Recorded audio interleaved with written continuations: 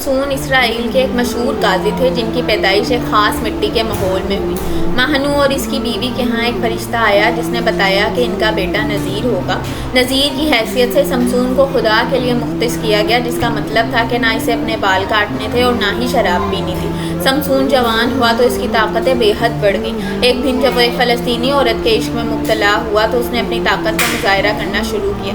سب سے پہلے اس نے ایک شیر کو بے خوفی سے مار ڈالا۔ اس کی طاقت کی داستانیں ہر جگہ پھیل گئیں۔ ایک دن سمسون نے اپنی شادی کی تقریب میں ایک معمہ پیش کیا۔ اس نے اپنے مہمانوں سے کہا کہ اگر وہ اس کا معمہ حل کر لیں تو وہ انہیں تحفہ دے گا، مگر جب انہوں نے اس کی بیوی پر دباؤ ڈالا تو اس نے سمسون کا راز بتا دیا۔ اس کی وجہ سے سمسون کو کئی مشکلات کا سامنا کرنا پڑا۔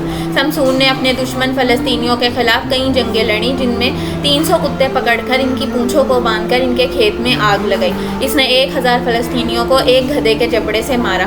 اس کی طاقت اور بہادری کی کہانیاں دور دور تک مشہور تھیں۔ جب سمسون فلسطینی عورت الہیہ کے عشق میں مبتلا ہوا تو اس کی زندگی میں ایک اہم موڑ آیا۔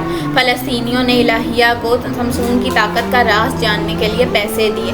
سمسون نے ابتدا میں راز بتانے سے انکار کیا، لیکن آخرکار اس نے اپنی طاقت کی اصل وجہ بتائی، یعنی اپنے ناپاک بالوں کا ذکر کیا۔